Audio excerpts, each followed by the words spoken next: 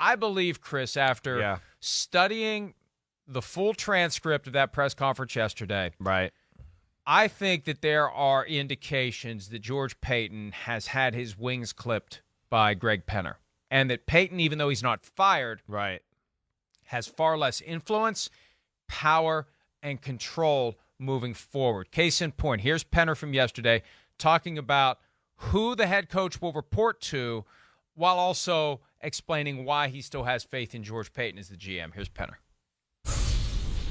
Yes, the new head coach will report to me, which is a more typical structure in the NFL. Obviously, the relationship between the general manager and the head coach is a critical one. And George is going to be intimately involved with this process of looking for a new head coach, and we'll make sure that there's a good fit there. George and I have had a chance to get to know each other. We talk every day since we purchased the team a number of months ago.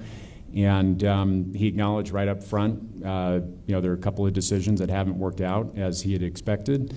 But I understand his thought process. He understands the work that needs to be done in this off season. And I'm going to rely on him heavily as we go through and make these changes.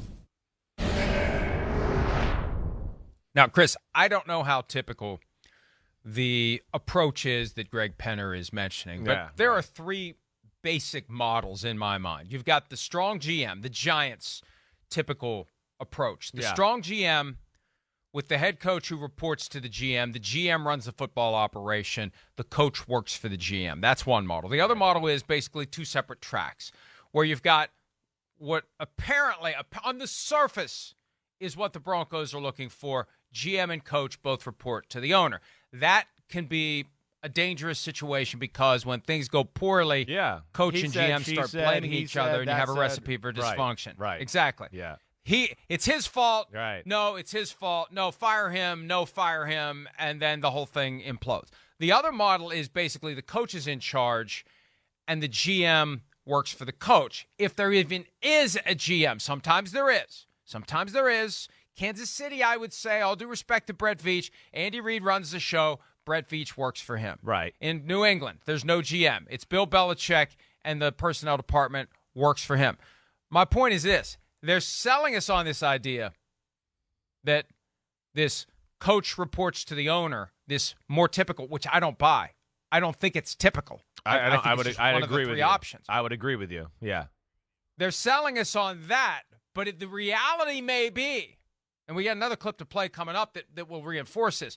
The reality may be George Paton's going to work for the new coach. And the other reality may be the new coach may decide, I don't want George Paton, I want somebody else.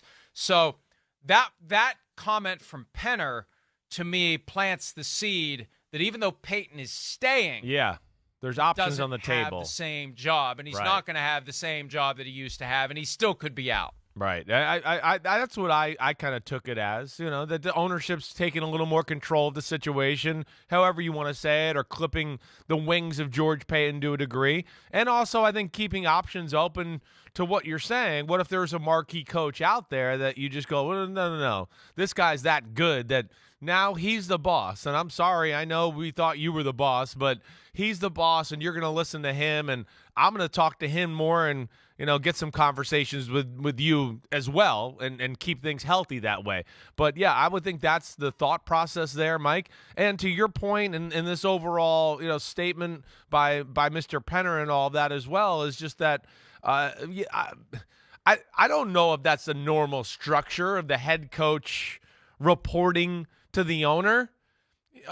Mike, again, I feel like the healthy relationships, the successful organizations in football, I don't even want to call it reporting. I just think there was an owner who had his presence felt and made sure everybody was on the same page, like once a week or once every other week. I can remember being in New England and Mr. Kraft would have a meeting with Bill Belichick and Nick Caserio and maybe other top guys because they were going to go through the lay of the land a little bit and what's going on with the organization and let's talk and what are the issues we got to figure out. That to me is healthy organization. Eddie DeBartolo in the 80s, Yeah, he's demanding, but he's there and he's talking. What do you need? What do I got to do? What do you got to do? We got to be better at this. That to me is the normal structure of a healthy organization, at least in my opinion, Mike.